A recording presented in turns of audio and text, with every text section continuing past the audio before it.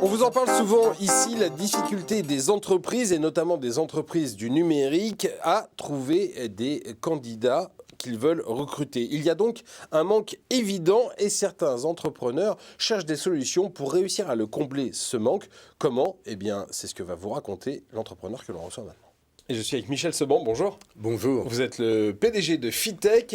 Fitech, c'est un organisme de formation. Et vous vous êtes dit que le manque de bras et de cerveau dans le domaine de la technologie, c'était pas normal, c'était pas non plus une fatalité. Et vous avez décidé d'agir.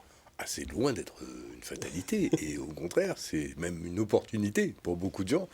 Parce que quand il manque des compétences sur un secteur, si les recruteurs ne les trouvent pas, on ne les trouvera pas non plus. Par contre, on peut les fabriquer. C'est ça.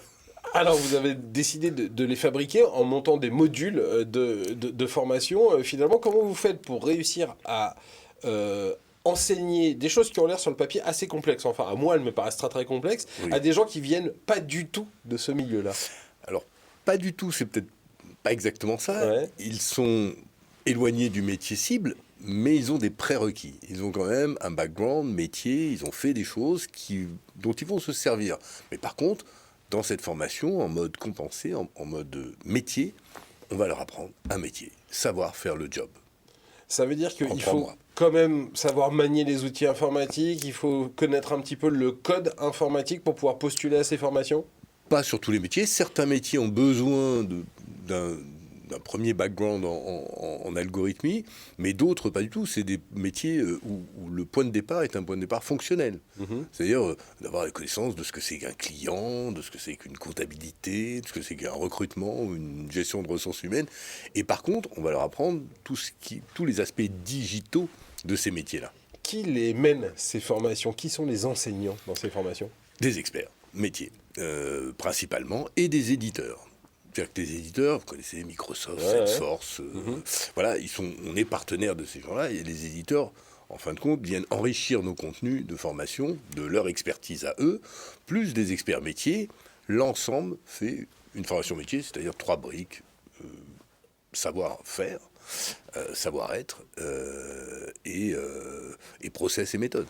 Ça veut dire que c'est un cercle vertueux, c'est-à-dire que les éditeurs qui cherchent des bras et des cerveaux n'arrivent pas à les trouver, ils font appel à vous et ils dépêchent des gens qui vont apprendre finalement à leurs futurs collègues à travailler, c'est ça? Voilà, C'est ça l'idée? c'est même plus compliqué que ça, parce que l'éditeur, lui, ne recrute pas en tant que tel, Ouais. mais fait recruter des gens à ses partenaires, et les partenaires, c'est eux qui installent leur logiciel.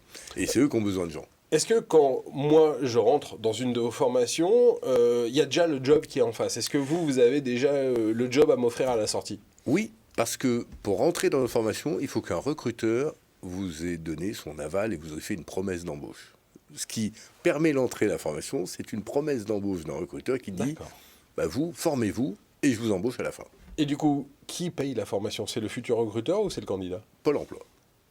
D'accord. Mais oui, puisqu'on on va avoir besoin de gens disponibles. Les gens disponibles, C'est les gens qui n'ont pas d'emploi. c'est des gens qui n'ont pas d'emploi, et donc c'est Pôle emploi. Et Pôle emploi nous paye pour ne plus voir ces gens-là. Alors, il n'y a pas que les compétences qui comptent. De plus en plus, les recruteurs, ils cherchent des personnalités. Est-ce que vous sélectionnez les candidats là-dessus aussi, sur leur personnalité? Bien sûr, et surtout, eux les sélectionnent sur leur mindset, sur leur façon de voir les choses, et leur appétence pour le métier cible. Même si on ne sait pas le faire, on peut savoir de quoi ça parle. Donc, c'est le principal critère de recrutement. Ne devient pas justement la compétence, devient la motivation et les soft skills. Et la compétence, c'est ce qui est justement dans la formation. Et ben voilà comment finalement on arrive à créer le maillon de la chaîne qui manque entre les Voilà. jobs qui existent et les compétences qui ne sont pas en adéquation avec celles-ci. Merci beaucoup Michel Seban d'être venu aujourd'hui, PDG de Fitech. À très bientôt dans cette émission. Restez avec nous sur Demain TV. Tout de suite, un nouvel invité dans Demain Entreprendre.